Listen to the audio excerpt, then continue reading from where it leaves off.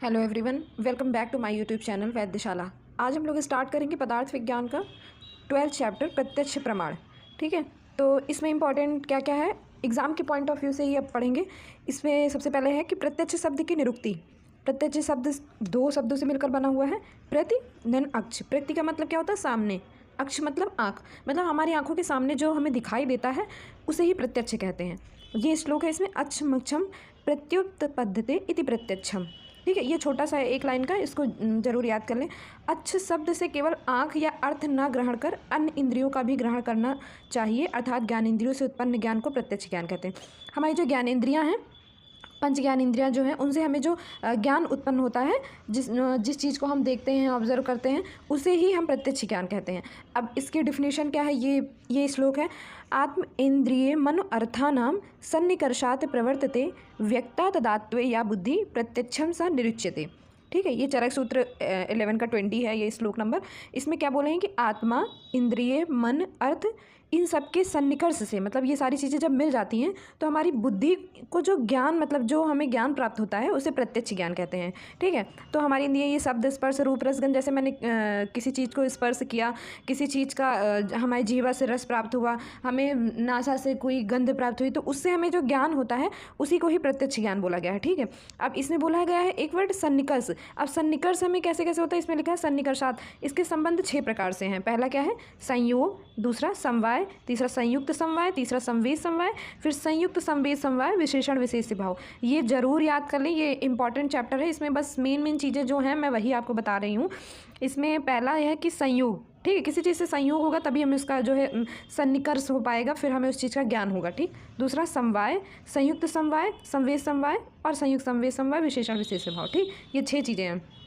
अब इसमें ये टेबल बनाई हुई, इसमें देखिए कि क्या बोला कि आत्मा का मन से, ठीक है, पहले आत्मा का मन से ज्ञान सन्निकर्ष होगा, फिर मन ज्ञानेंद्रियों से, फिर ज्ञानेंद्रियों से शब्द, स्पर्श, रूप, रस, गंध, ये हमारी 5 चीज़ें। फिर प्रमेय, प्रमेय इसमें ऑब्जेक्ट को बोला गया है, मतलब जो भी चीज़ें हमारी जो ज्ञानेंद्रियाँ हैं पहले किसी ऑब्जेक्ट पे जाएंगी, फिर उससे जो है हमें प्रत्यक्ष ज्ञान होगा। ठीक, अब श्लोक में एक वर्ड बोला गया है व्यक्ता। व्यक्ता शब्द से व्यभिचारिणी, मतलब जो हमें मिश्रित ज्ञान हो, अयथार्थ बुद्धि, मतलब संशय, जैसे हमने कोई चीज़ को देखा और हमें वो ठीक से ऑब्जर्व नहीं हो रहा। ठीक है, उसके बाद में उस संशय का निराकरण, कि मतलब वो चीज़ हमने अच्छे से देख लिया, हम समझ गए कि अच्छा ये चीज़ है, उसी को व्यक्ता बोला गया है, कि किसी भी संशय का जो निराकरण कर रहा हो।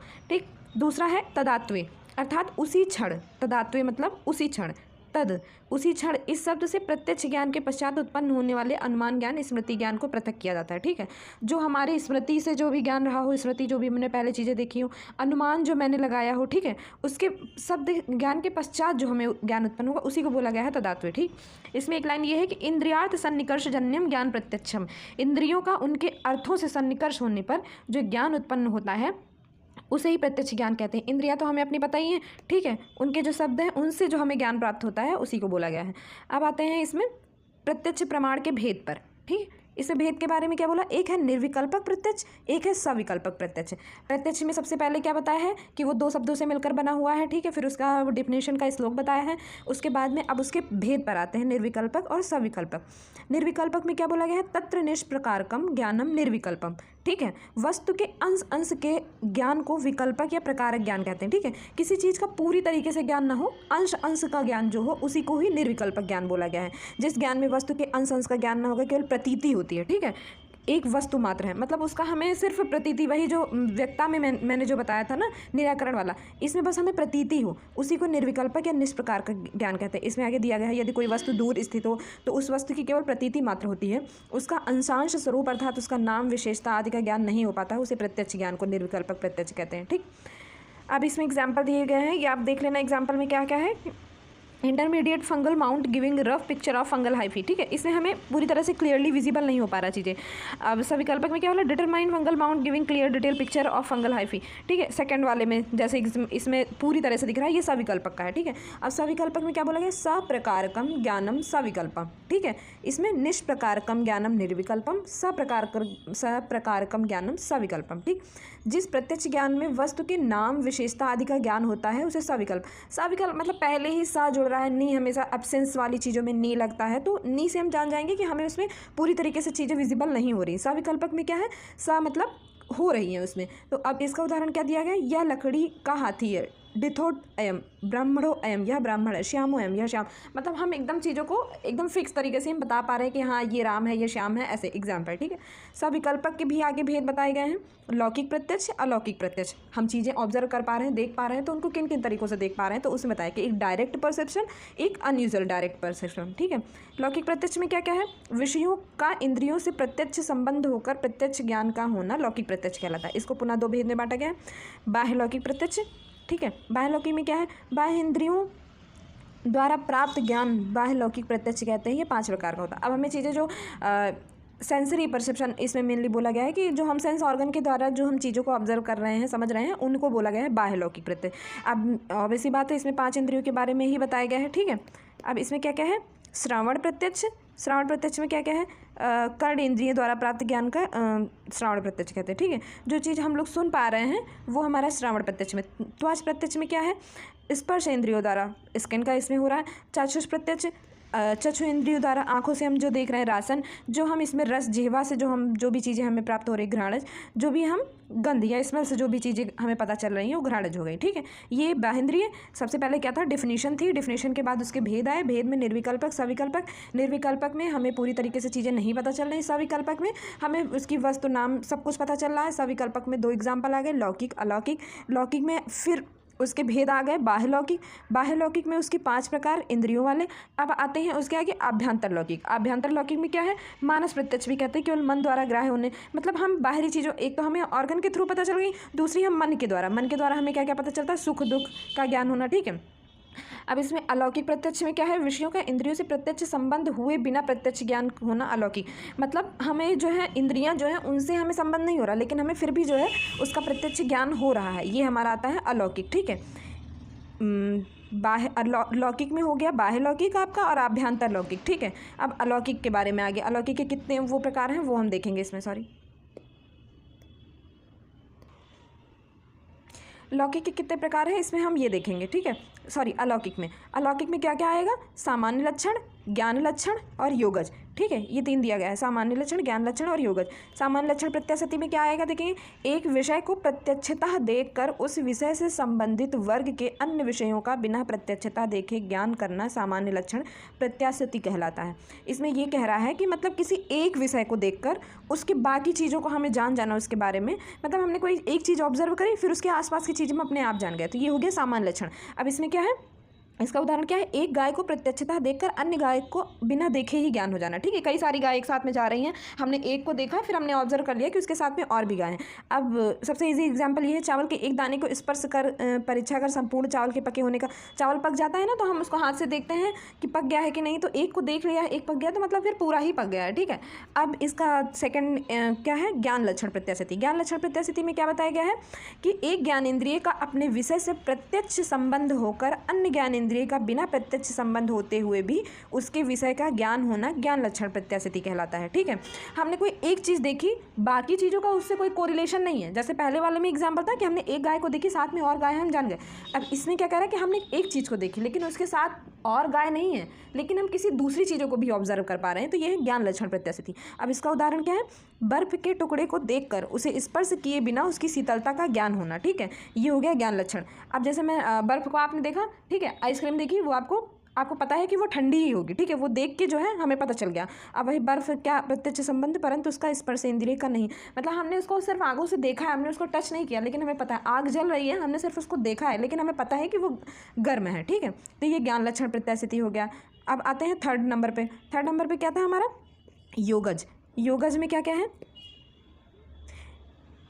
योगज प्रत्यक्ष, योगाभ्यास से प्राप्त ज्ञान को योगज प्रत्यक्ष कहते हैं। मतलब जो चीज़ें हमें योग वगैरह से ज्ञान करने के बाद पता चलती हैं उन्हें हम योगज प्रत्यक्ष कहते हैं। अब वो 2 चीज़ों को तो हम ऑब्जर्व कर ले रहे हैं, लेकिन इसमें जो योग करता है उसी को, उदाहरण क्या है, भूत एवं भविष्यकाल का ज्ञान, ठीक है। इसके पुनः 2 भेद हैं, योगज के भी 2, युक्त और युजान। युक्त में क्या है, योगी पुरुषों को सभी पदार्थ का सदैव ज्ञान होता है, उसे युक्त कहते हैं। जो योगी पुरुष होते हैं उनको सभी पदार्थों का ज्ञान होता है। हाँ, फर्स्ट चैप्टर में पदार्थ वाले में बताया गया है ना कि क्या क्या हमारे पदार्थ हैं, षड पदार्थ ऐसे जो भी चीज़ें हैं कि उनको सभी तत्वों का ज्ञान होता है। युजान, यह चिंता परक है, ध्यान की सहायता हो या समाधि द्वारा किसी वस्तु का ज्ञान किया जाता हो उसे युजान कहते हैं। मतलब ये चीज़ समाधि या फिर ध्यान के बाद में जो हमें ज्ञान प्राप्त होता है ये वो है, ठीक है। इसमें क्या श्लोक बताया गया है, योगजो द्विधा प्रोक्ता युक्त युजान भेदता युक्त से सर्वदा भानम चिंता सह कृतोपरा। ठीक है, ये दो छोटे छोटे श्लोक हैं, पदार्थ में ज़्यादा श्लोक नहीं होते, लेकिन जो भी एक दो हैं वो याद कर लेंगे, वो बहुत एग्जाम में लिख देंगे तो उसका मार्क्स कहीं ना कहीं बढ़ जाता है। ठीक, अब इसके बाद आता है ये हो गए हमारे उसके भेद क्या क्या थे। अब आ गए थे प्रत्यक्ष अनुपलब्धिकरण। ये एक अलग से टॉपिक है, ये 5 नंबर में वैसे भी पूछ लिया जाता है। प्रत्यक्ष उपस्थिति होते हुए भी कभी कभी विषयों का ज्ञान नहीं होता है, मतलब हम सब कुछ प्रत्यक्ष है, हम लौकिक अलौकिक वो सारी चीज़ें हमने पढ़ ली ना। अब इसके बाद कई बार चीज़ें सामने होती हैं फिर भी हमें नहीं दिखती हैं, तो उसके लिए क्या बोला कि यहाँ इंद्रिय में उनके अर्थों का सन्निकर्ष होते हुए भी कुछ बाधक कारण होते हैं। बाधक इसमें बोला गया है कि इंद्रिय और अर्थ का सन्निकर्ष हो रहा है फिर भी उसके बीच में कुछ बाधक कारण आ रहे हैं, जैसे आवरण बोलते हैं ना, डिजीज़ वगैरह में भी आगे आवरण के बारे में पढ़ेंगे कि हम कोई चीज़ है, हमें उसको डायग्नोस करना है लेकिन हमें नहीं पता चल पा रहा, तो सबसे पहले उसका जो आवरण होता है हम उसका ट्रीटमेंट करते हैं।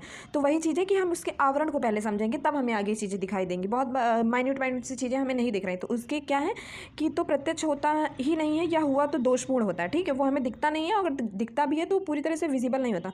आचार्य चरक ने निम्नलिखित बाधा कारण का या अनुपलब्धि कारण बताएं। ठीक है, इन्हीं जो बाधा कारण है आचार्य चरक ने उनको अनुपलब्धि कारण बताएं। ठीक है, इसका श्लोक क्या है, सताम च रूपाणाम इति सन्निकर्षाद इति विप्रकर्षाद आवरणात् करण दौर्बल्यात् मनोवस्थानात् समानाभिहरात् अभिभावादित शौचमयाच प्रत्यक्ष अनुपलब्धि। चरक सूत्र 11 का 8वां श्लोक है। इसमें क्या क्या बोला गया है, देखिए, अति सन्निकर्षात्, अति विप्रकर्षात्, अति सन्निकर्षात् मतलब टू क्लोज, बहुत ज़्यादा कोई चीज़ हमें एक आईज से हमें देखने के लिए उसमें 1 सेंटीमीटर बताया जाता है ना, इतने से कम में देखेंगे तो हमें नहीं विजिबल होगा, तो कोई चीज़ बहुत आंखों के करीब है। अति विप्रकर्षात् मतलब कोई चीज़ बहुत दूर है, जैसे हम आसमान में देख रहे हैं हमें नहीं विजिबल हो रहा।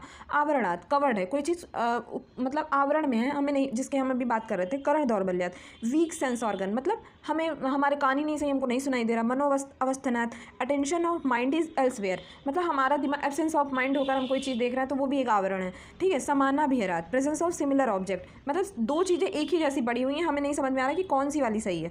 अभिभवात् defeat due to presence of larger similar object मतलब एक कोई बड़ा सा ऑब्जेक्ट है, ठीक है, उसकी वजह से हमें जो है नहीं विजिबल हो रहा। अति शौचमयात् कोई बहुत टू स्मॉल। ठीक है, अब अति सन्निकर्षात् में क्या है, इसके बारे में अंदर भी दिया गया है कि यह दोष केवल नेत्र से संबंधित प्रत्यक्ष में उत्पन्न होता है। यदि कोई वस्तु विशेष नेत्र के अत्यंत समीप होती है तो वह दिखाई नहीं देती। वही सेम चीज़ की कोई बहुत पास में है, ठीक है, पुस्तक को अत्यंत समीप लाएंगे तो हमें नहीं दिखाई देगा। अति विप्रकर्षात् मतलब कोई बहुत दूर में है तभी हमें नहीं, जैसे आकाश में उड़ने वाला हवाई जहाज इसमें बोल रहे हैं। ठीक, आवरणात् वस्तु किसी आवरण से ढका हुआ है। ये आप बस ऐसा समझ लो, आप अपनी लैंग्वेज में भी एक बार रीडिंग कर लोगे, बस ये नाम इंपॉर्टेंट है, इनको याद कर लो, बाकी तो आप अंदर का तो लिख ही लोगे। आवरणात् वस्तु किसी आवरण से ढका है। ठीक है, आवरण में क्या है, त्वचा का आवरण होने से दिखा हमें अंदर की चीज़ें नहीं दिख। करण दौर्बल्यात् यदि इंद्रियां ही दुर्बल हों तो प्रत्यक्ष का ज्ञान नहीं होता है। ओके, ठीक है, मनोवस्थानात् में भी मन यदि एक जगह ना हो, ठीक है, तो उसका इंद्रियों से संयोग ही नहीं होगा तो कहाँ से पता चलेगा।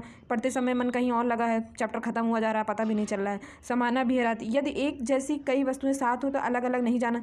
छाता लेकर चल रहे हैं समूह में, यदि कोई वस्तु बिना छाता नहीं पता चलेगा। ये समानाभिहरात् सब चीज़ एक ही जैसी है।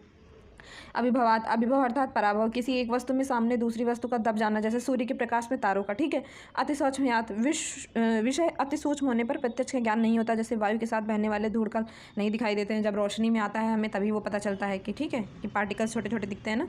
अब आगे क्या है, पहले ये टेबल देख लेते हैं, ये इंपॉर्टेंट है, इसको एज इट इज़ याद कर लेंगे तो मतलब पूरा चैप्टर याद करना हो तो ये एक बार देख लेंगे तो अपने आप बाकी चीज़ें याद हो जाएंगी।